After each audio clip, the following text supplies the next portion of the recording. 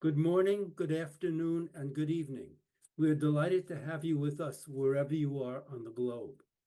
I am Alan Taylor, the president of the Middle East Forum of Falmouth. I'd like to welcome you to the fourth lecture of our 2024 season. For those of you new to the forum, we are a 501c3 nonprofit organization founded in 2006. Over the course of each season, we present a series of talks that represent a range of perspectives and opinions addressing the complex issues facing the Middle East. So far, you have learned from Ambassador Susan Ziada how and why a little country like Qatar punches above its weight class in the Middle East, body politic, and even global.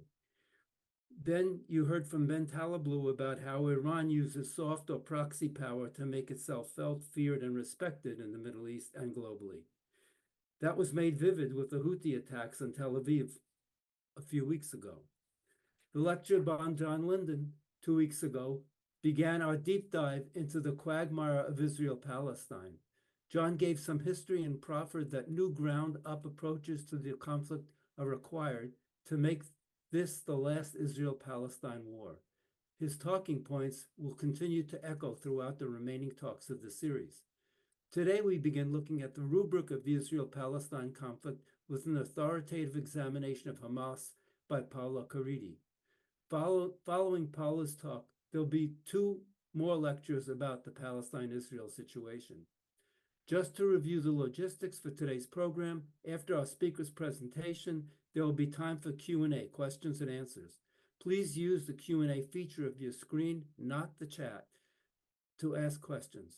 Questions can be submitted at any time during the session, although I think making it before the last few minutes gives you a better chance of your question making it to the final list.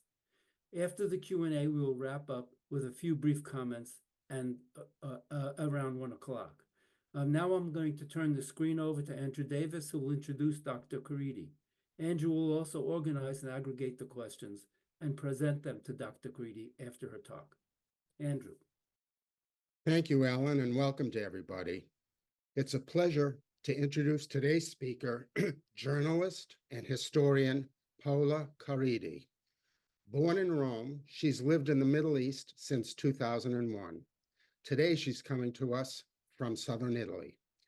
Paula is a founding member of the press agency Plethora 22, for which she worked as a reporter and political analyst in Jerusalem and Cairo for more than 10 years. She's a lecturer of international relations at the University of Palermo and a member of the Istituto Affari Internazionali, an Italian think tank that focuses on international relations. Her book on Hamas, which has the subtitle From Resistance to Government, was first published in Italy in 2009 and in English in 2012, and was updated in 2023.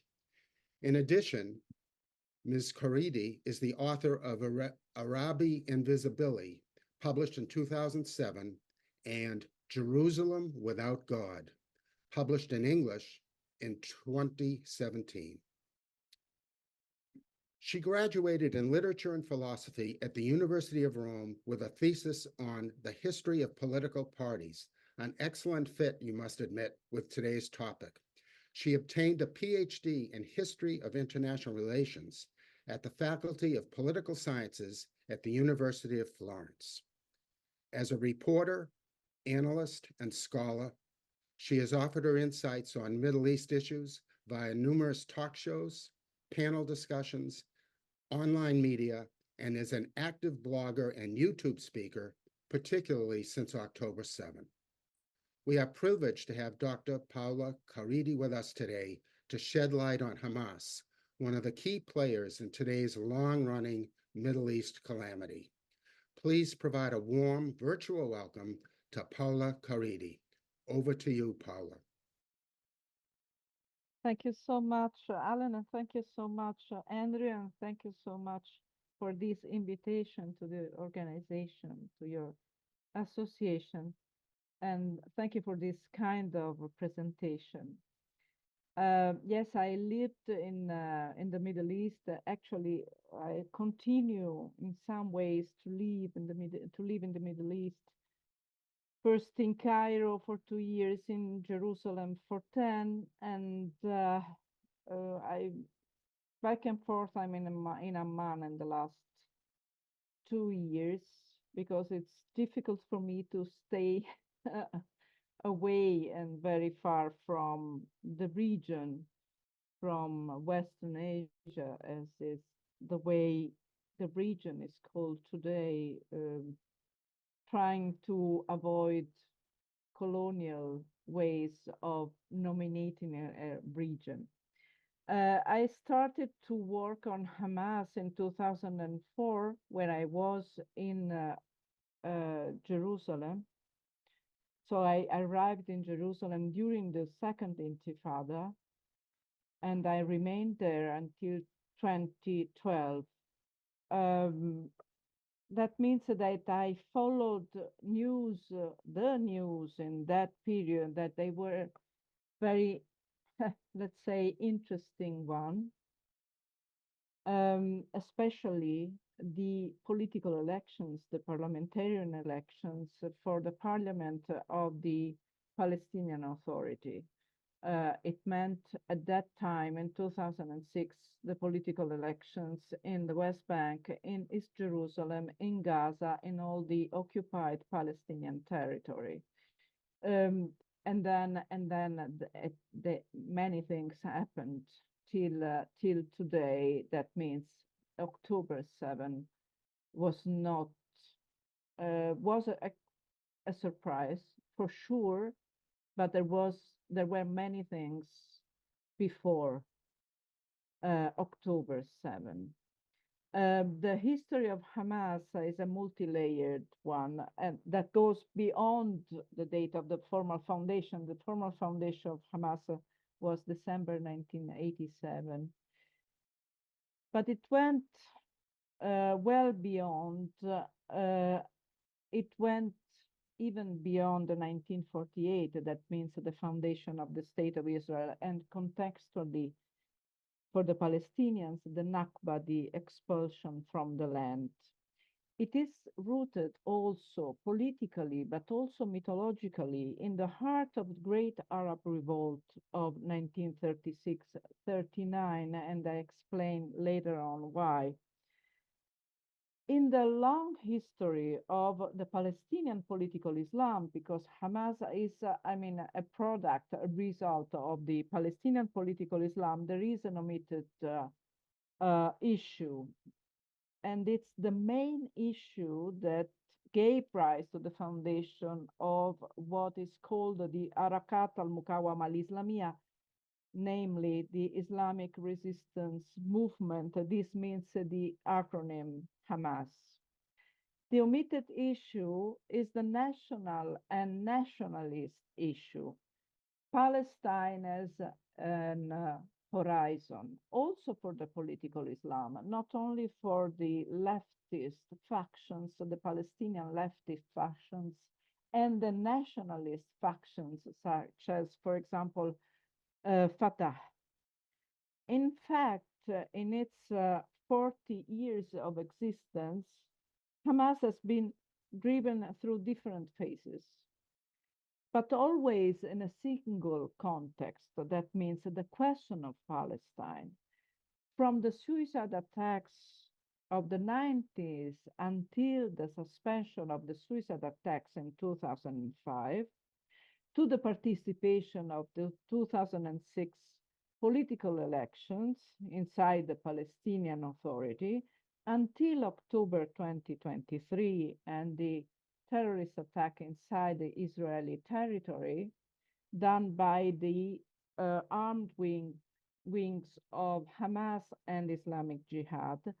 The entire history of the Islamic resistance movement moves solely within a single territory. It is this demonstration of a national and nationalist imprint that goes beyond the Islamist character of Hamas. The national dimension and also the national key also make it possible to analyze the choices, policies, and acts carried out by Hamas to preserve and even broaden its national consensus among the Palestinians. This is the first striking difference within the policy with the policy followed by the Palestinian factions united within the PLO, the Palestine Liberation Organization.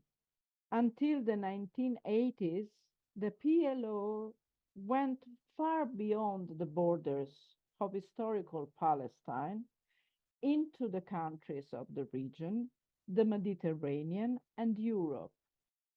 It was a broader horizon from the political and armed point of view, even when it resumed to use terrorist tools. As the political arm of the Palestinian Muslim Brotherhood, Hamas has always remained within the borders of what Hamas itself considers to be Palestine, the so-called historical Palestine, to be specific, the British Mandate Palestine. This definition of the political horizon as a, let's say, geographical national frame began already in the early years when the Palestinian Muslim Brotherhood began after 1948 to carve out the necessary space to pursue their expansion and to consolidate, particularly within the refugee camps in the Gaza Strip during the Egyptian protectorate that lasted until 1967, that means until the 6 Days War, the occupation of West Bank, East Jerusalem, Gaza, and farther north, the Golan Heights that today are unfortunately in the news. I focus on the Gaza Strip, but we have to pay attention to contain the history of Hamas inside the Gaza Strip. Hamas is not Gaza, Gaza is not Hamas. We have to be very clear. And Hamas spread, especially in the refugee camps, and the refugee camps are not only inside the Gaza Strip. That I speak about the refugee camps that are run by UNRWA, the agency that takes care of Palestinians since 1949. In the Gaza Strip, there are 8, or actually there were 8 refugee camps. When I say refugee camps, I don't know how many inside the audience had the possibility to go inside the Gaza Strip. The refugee camps were refugee camps in the in the years after 1948, but nowadays they are cities. They are cities with a lot of inhabitants inside. Those 2.3 million of Palestinians inside the Gaza Strip are not only in Gaza City, that means the city, but they are in the along the strip from the north to the south, or they were from the north to the south in cities and in refugee camps. And those refugee camps became along the years cities. And it is the same also in the West Bank, and it is the same also, for example, in Lebanon, and it is the same in Syria. The total of refugees, of Palestinian refugees, is 6 million people. 1/3, less than 1/3 of this total is inside the Gaza Strip and inside the refugee camps in the Gaza Strip.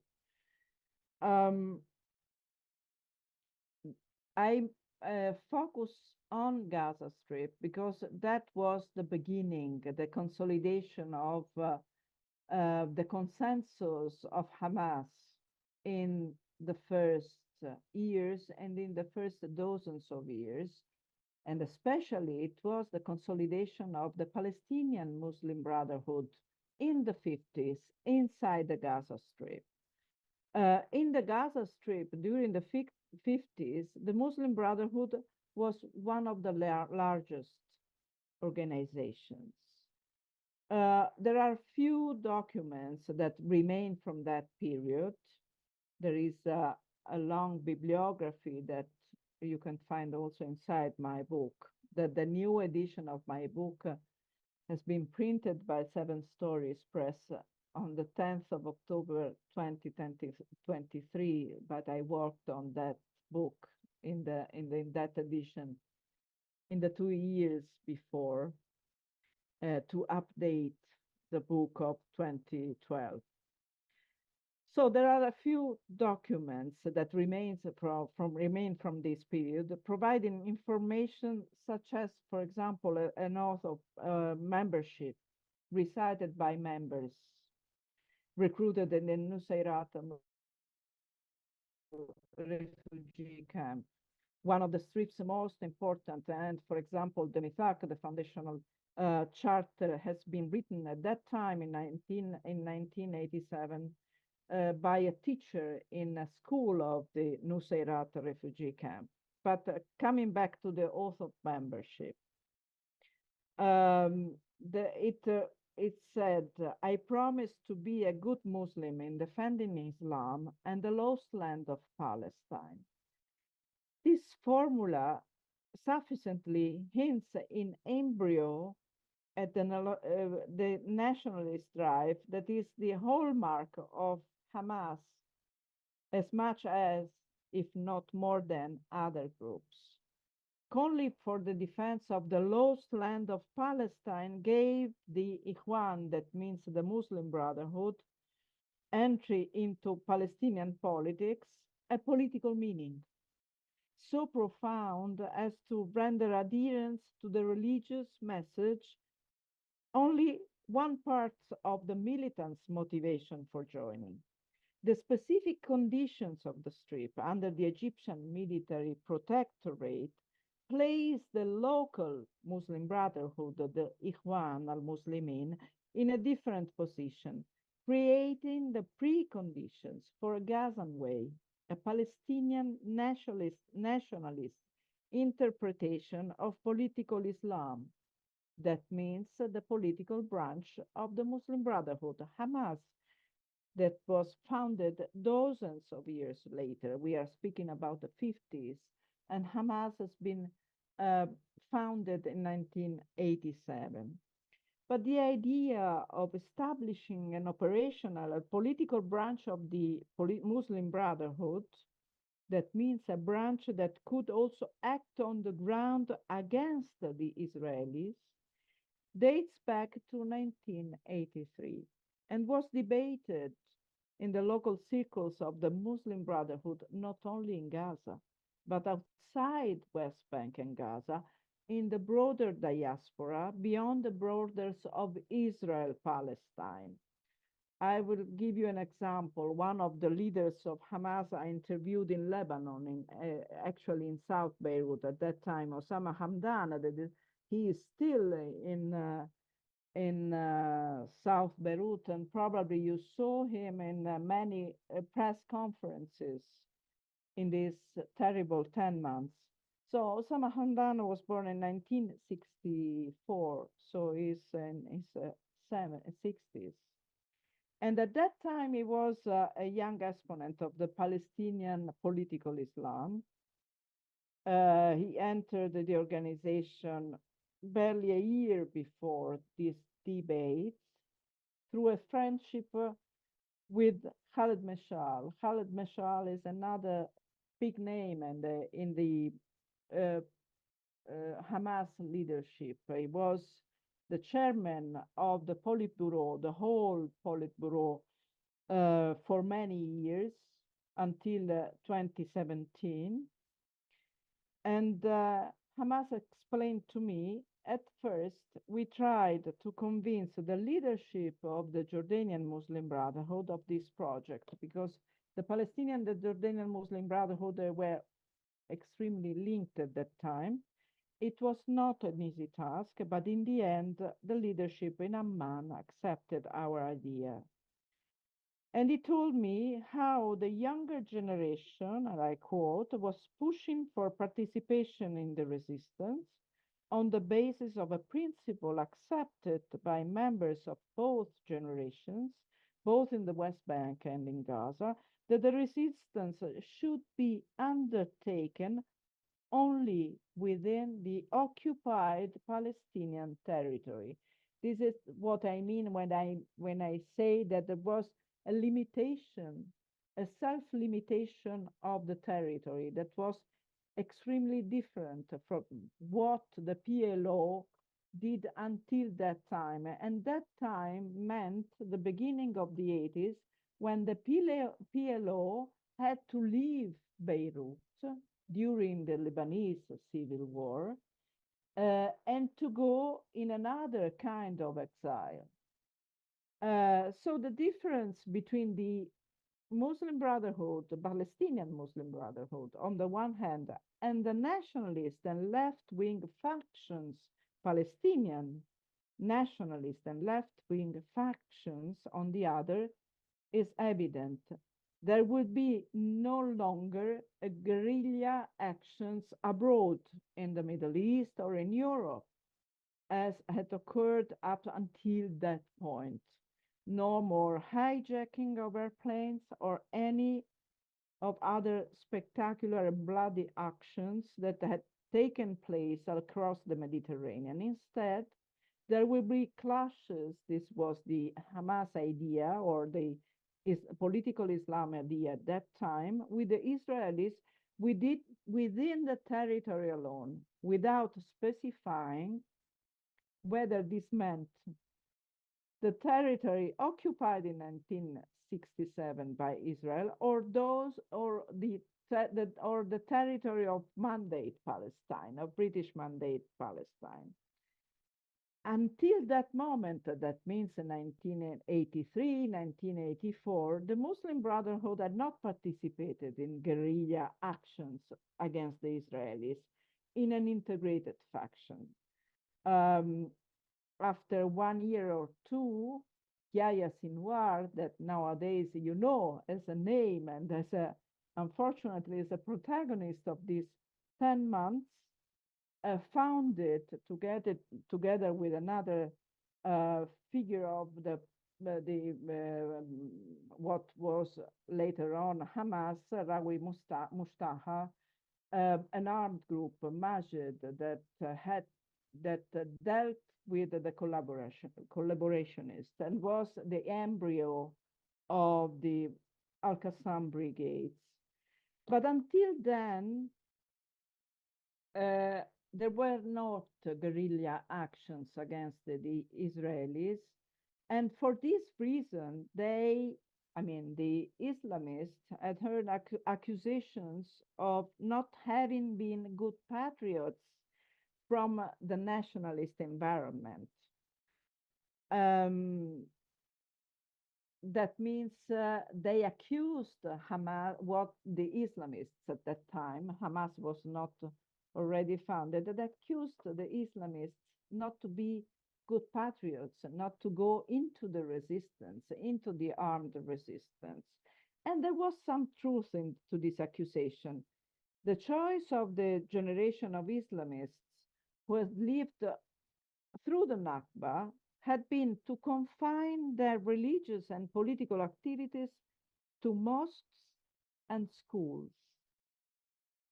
This was not, given their view of life and its relation to religion, a voluntary restriction of their horizons.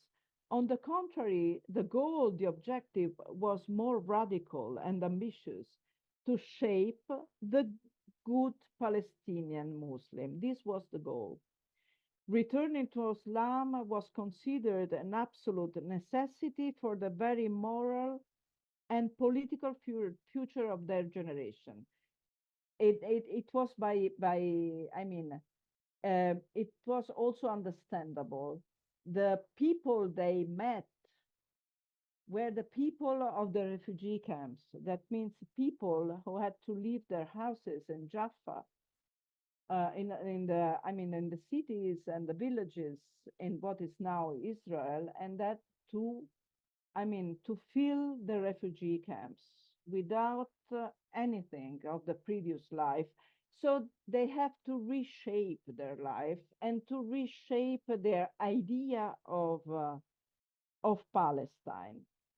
And for the Muslim Brotherhood, the progressive distancing from Islam and from a conscious and rigorous observance of faith in the daily life had, at least from their point of view, been the principal cause of the Nakba.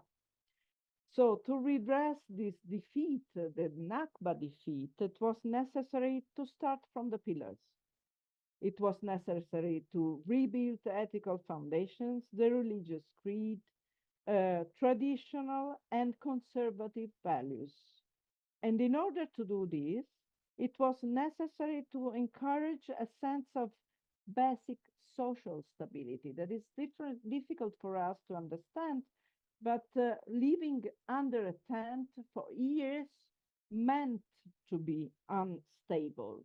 So they wanted to rebuild the social stability for in terms of family, health, freedom from poverty, child care, and the reconstruction, and this is very important, of women's traditional role as an element of social cohesion, especially in conditions as degraded as those found in the refugee camps, not only in Gaza, but in all the refugee camps in Palestine, in the occupied Palestine territory and abroad. I interviewed Jamila Abdullah Ashanti, the widow of Abdelaziz Rantisi. He was the number 2 after Sheikh Ahmed Yassin, the spiritual guide, and for a short period, the number 1 after Sheikh Yassin has been killed by the Israeli Air Force in March 2004. And Jamila Ashanti, who was killed the first weeks of the war on Gaza after October 7, was let's say, the leader of the women, the Hamas women movement. And she told me when I was in Gaza in 2010, she told me after the wars from 1948 till 1973, so we are speaking about the wars. This was a time of wars, 1948, 1967, 1973. The Palestinian nation was very sick. Jamila Shanti was a very conservative woman.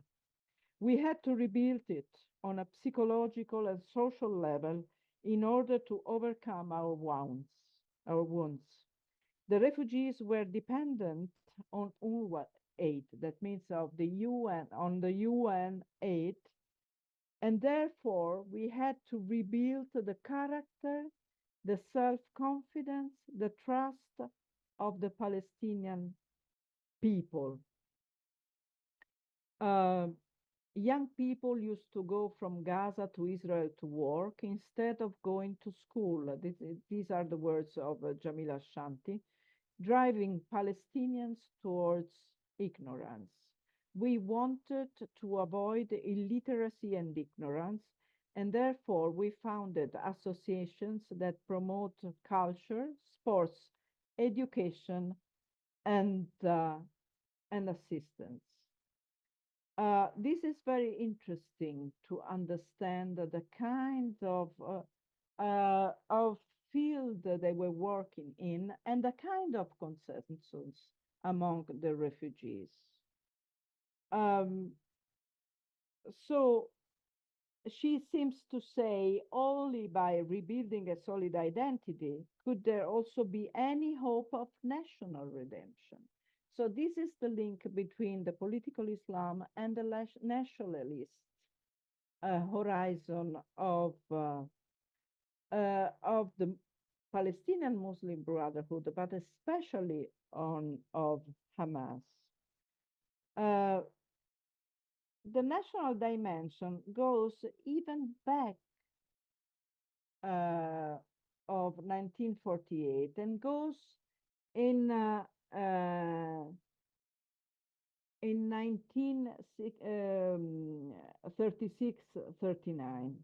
We are speaking about the Great Arab Revolt. And it was a very significant period, especially for the mythological foundation of the armed wing of Hamas, the Al-Qassam brigades, the Izzeddin Al-Qassam brigades. Why? Because Sheikh Al-Qassam was a legendary figure during the Great Arab Revolt, whose stature and significance went beyond his ideological and religious stances. He was the sheikh of the revolt, of the Arab revolt, starting from Haifa, from the Masjid al-Istiklal, the Independence Mosque.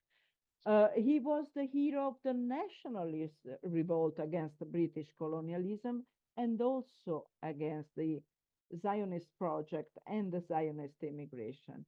He was the man who took the up arms without waiting for the decision of politicians and, if necessary, took them against the establishment, the Palestinian establishment.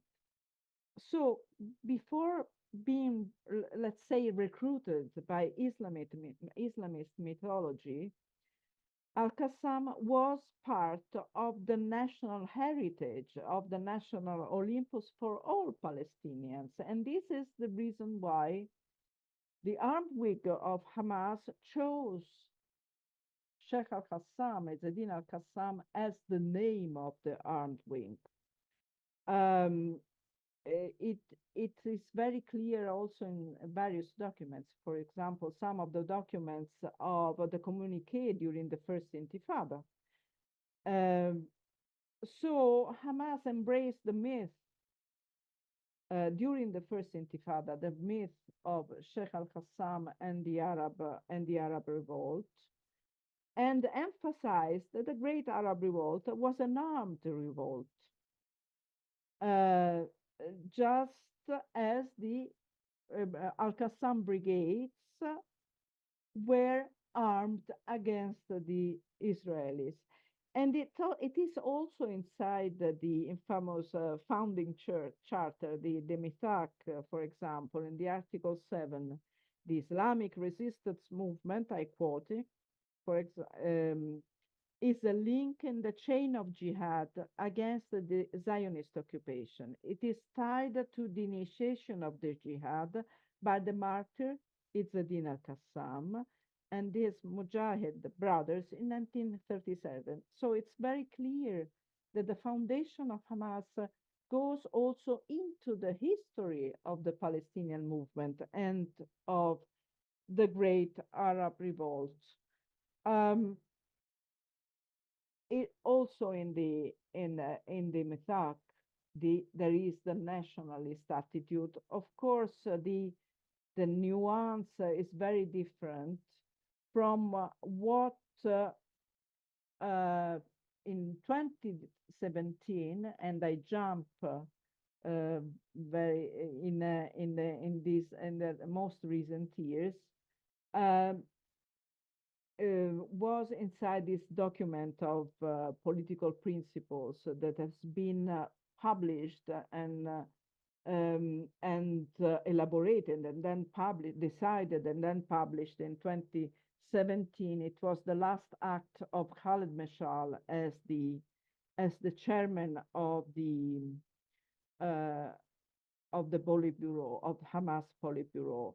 Meshal presented this new document that is not a new charter. That means Hamas didn't ever reject the Charter of 1988, but it presented a new kind of political document in 2017, and it was the same Khaled Mashal to explain, I mean, the differences. And he said, especially regarding the nationalist attitude, he said that it was different from the Mitlak. Why? For example, it was very clear that still Hamas adhered to an idea of Palestine from the north to the south, from the river to the sea.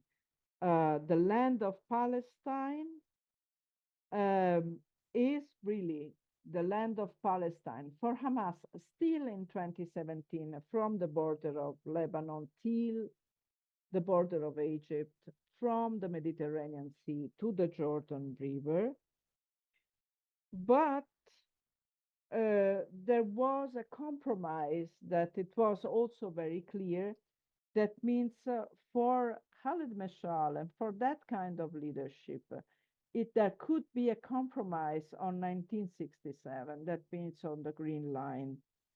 And as always in Hamas, it was considered a temporary compromise.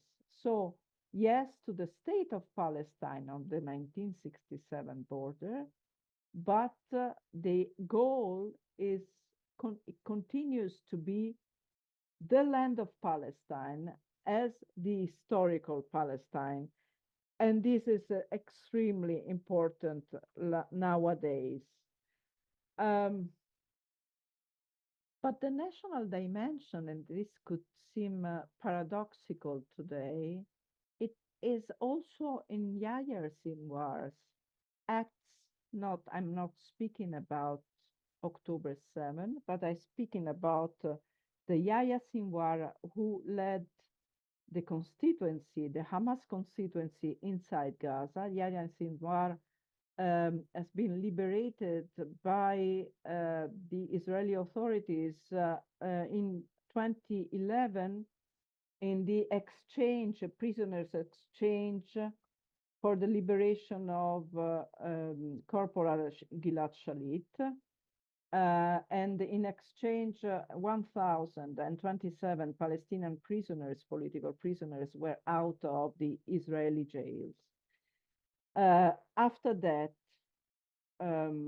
for Yahya Sinwar, it was very quick, very fast to arrive at the top of the Gaza constituency, Hamas constituency, as he was the head of the prisons constituency.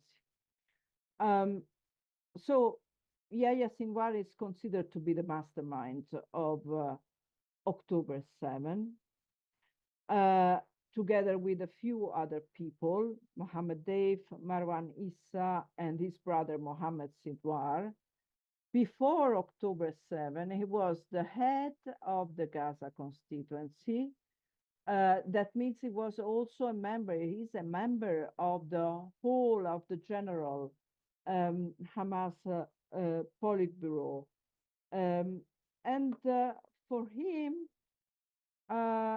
it's the national and nationalist idea. It's extremely important. There are the Palestinian sources to say, and it's also clear for two facts. The model he has, Yasser Arafat is one of the closest models he has.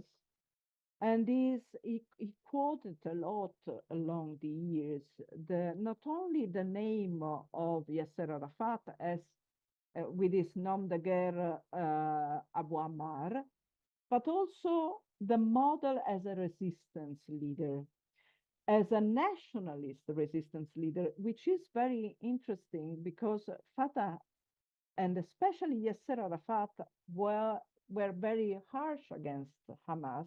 Nevertheless, for that generation of Hamas leaders, Arafat still was a model. And the other fact is that Sinwar thought about a nationalist army, a Palestinian army, and not now, not in October 7, but especially from 2017 and through especially 2021, he thought about a nationalist army, and in Gaza, he built together with the Al-Qassam brigades a sort of coordination among the armed wings of the other political factions.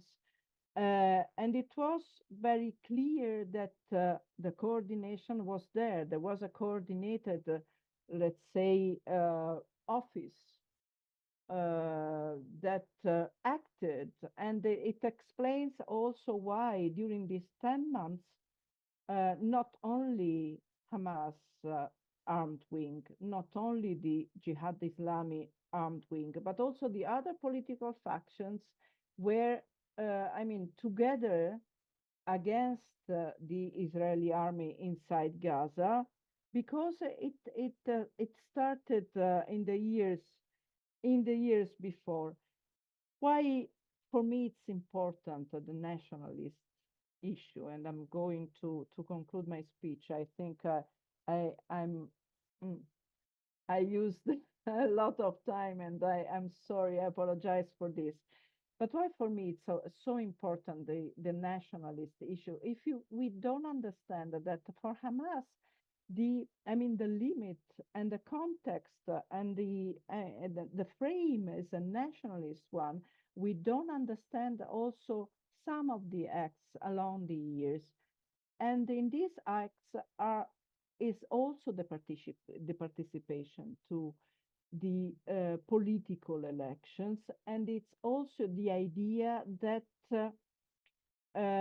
Oslo was not enough, that they wanted to, let's say, take care of the land of Palestine the way they saw Palestine, they see Palestine, and they wanted to they want to be represented as the defenders of the pillars of the Palestinian identity. That is not only the land, that is not only a West Bank, East Jerusalem and Gaza, but it's especially Jerusalem.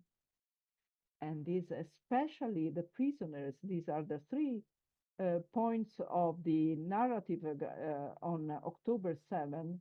That means the political prisoners, that the political prisoners put together the entire Palestinian society. Between 1967 and now, 1 million Palestinians were inside the Israeli jails for one day, for an interrogation, for the administrative detention, of for long sentences, as the same Yahya Sinwar. The territory, the land, that means the occupied land, and Jerusalem as the symbol, or as a nationalist and a national symbol more than a religious one, even for Hamas, not only for the other factions. It's only understanding the national dimension that we understand also the consensus of Hamas among the Palestinians, and we understand why it's completely wrong to think about Hamas as a sort of Palestinian Daesh, ISIS, because it is in the Palestinian society that from the Palestinian society that Hamas emerged as a representative of the Palestinians inside the land, and a representative of an idea of defending the land. And I thank you very much for listening to me. Thank you, Paula Caridi. A very, very detailed explanation of all the factors that have come into play here. We have a lot of questions, so I would start with I would start with one that came in with a question about the charter, which I think is 1988. I forget exactly the date. Could you explain the charter and how it deals with Christians and Jews? And then I would add, is the charter still relevant? And then we'll segue into the document of general principles, which you alluded to from 2017, and how that's different. So let's start with the charter. How does it deal with Christians and Jews, and is it still relevant? I don't think it's relevant how the charter deals with the Christians or Jews. Of course, it deals with Christians or Jews inside a Islamic and Islamist environment. And it's very clear that let me put in this way. The organization of Hamas is a sort of democratic organization. I know that it is provocative to say this, but let me explain why. All the documents, all the decisions had the imprinting and the support of the majority of the activists of Hamas along the years, along the 40 years. The only charter, the only part that had not the support of an election or consultation was the charter, because there were few days to write a charter. And one of the leaders of the figures, that means Al-Dukan, the teacher of the Nusayrat school, wrote the charter. And it's a charter that it's so heavy from a conservative, religious point of view. It's the charter of a preacher. It's not a charter of a political organization. Well, This is the reason. You find this. This rhetoric, this Islamist religious rhetoric, and it was an heavy weight for Hamas to have this charter along the years, and they never rejected the charter. So it's a paradox. They never rejected the charter, although they never voted the charter. So it is a paradox. If you say that it's a democratic organization, and yet they have a charter that was essentially written by one man, and they've never disavowed the charter, and yet it's, I guess many people would just say it's anti-Semitic at its core. And it is. Yeah. And it is. At its core, I'm sure it is. Yeah. I differentiate between the content and the practices and acts. There is a very extensive bibliography from scholars, not only me, who dealt with the charter, because the charter was, let's say, a heavyweight in the search for changing itself of Hamas. It took 30 years to vote extensively the document of the political principles that were, published in 2017. They could say, okay, there is a charter there, and we went forward. We changed, and they changed because they suspended the suicide attacks and the terrorist tools in 2005 in order for them to go to run for elections. Nobody asked from the international community, not even Israel, to reject the charter in those days. I was there in Jerusalem. The elections were supported by the entire international community. There was a list of Hamas that won. Nobody asked Hamas two things: to reject the charter and to recognize Israel before the elections.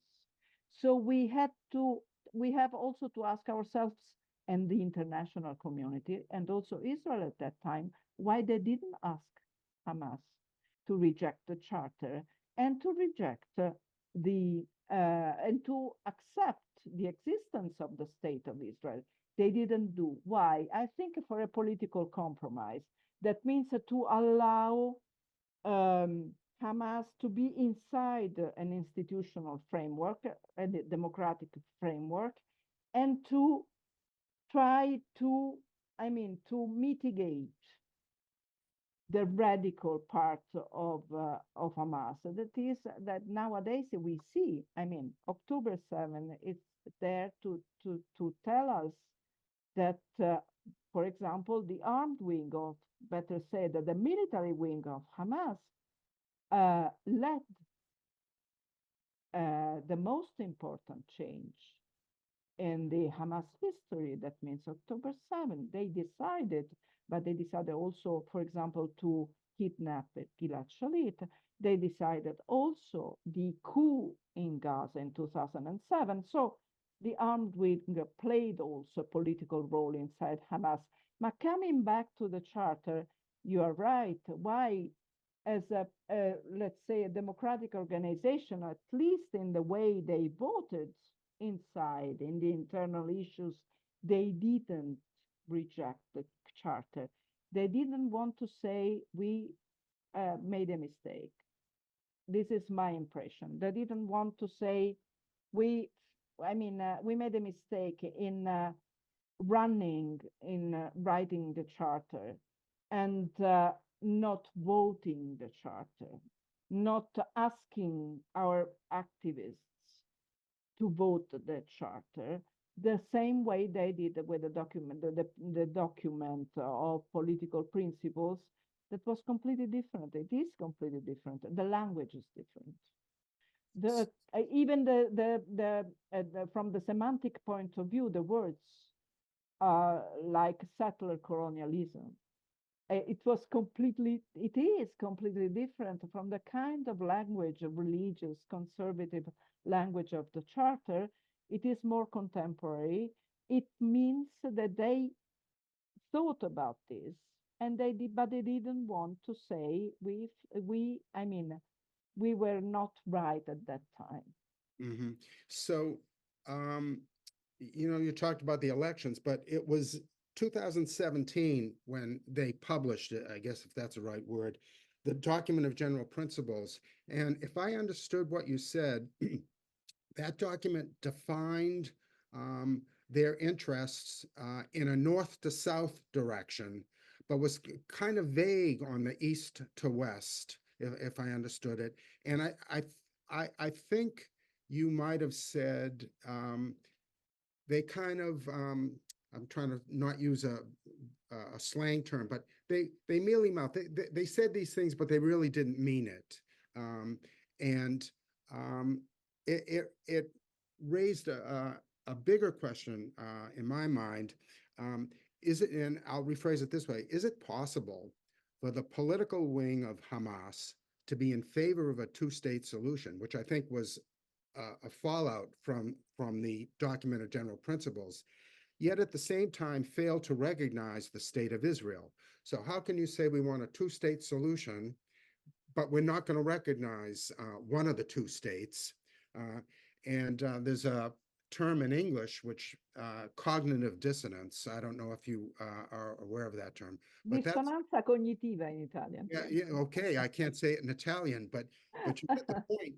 And is that what is that an affliction that Hamas faces today? You used the word paradox earlier, and I don't know whether or not they go together or they mean the same thing. It's ambiguity. We can say opacity, we can say ambiguity. Yeah.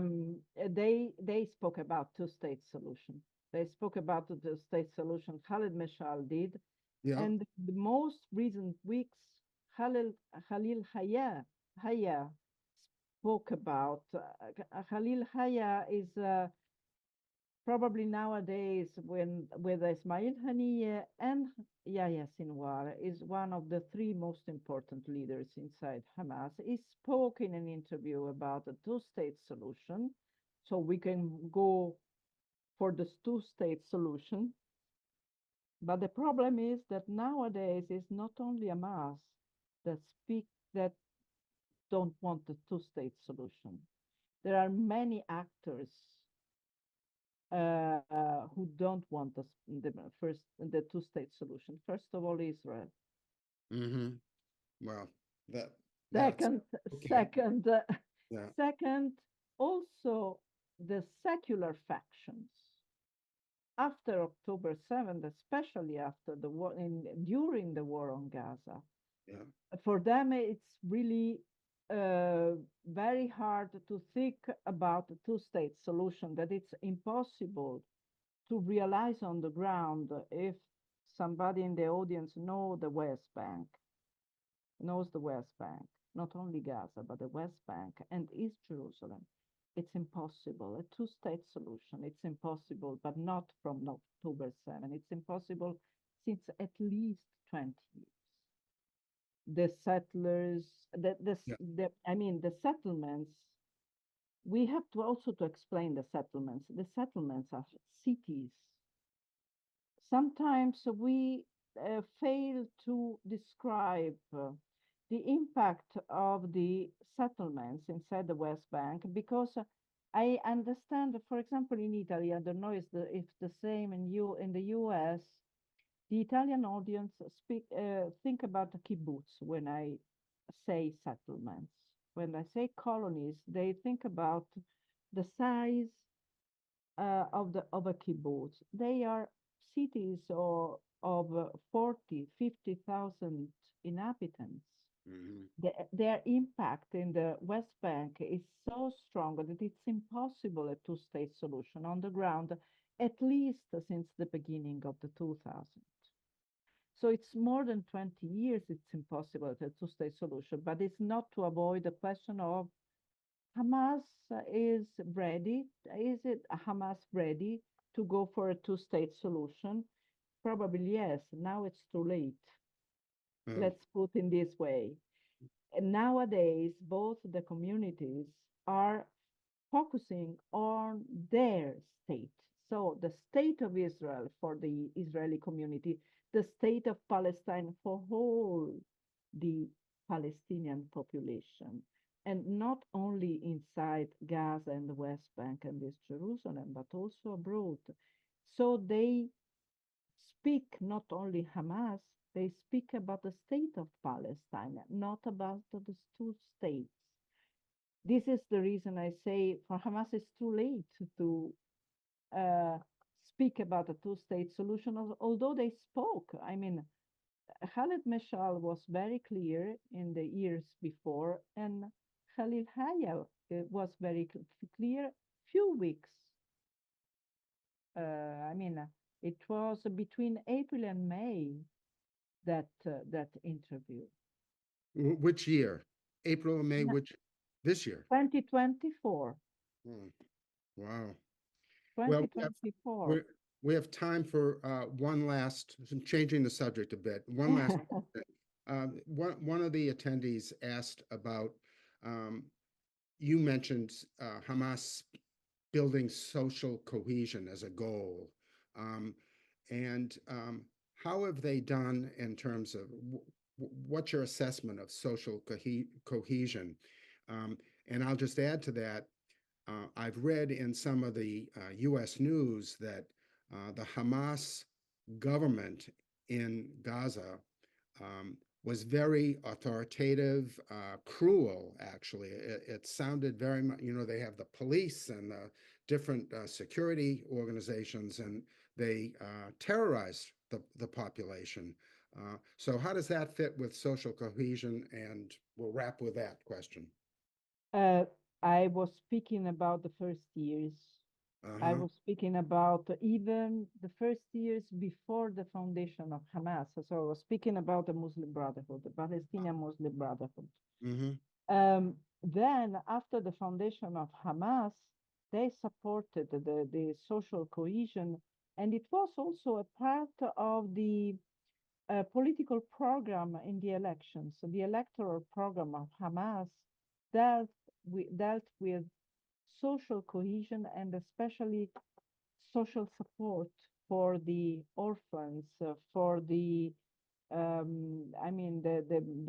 poor people, the widows, the refugees, because the refugees they live on the support of UNRWA, but what about the dignity of the work and so on and so forth? So it was one of their goals. You're right, and it's also the reason why the subtitle of the new edition of my book is not more from resistance to government, but from resistance to regime. And I was very careful to choose this kind of word. I could choose from resistance to rule, but I wanted to focus on the regime, especially in the last years when Yahya Sinwar arose as the leader of Hamas inside Gaza. Gaza became not only the only place where Hamas exercised rule and power, that means on the administrative level, on the social level, on the fiscal level, on the political level, on the security level, on the military level. It changed a lot. It changed a lot also in let's say, the internal democratic behavior of Hamas.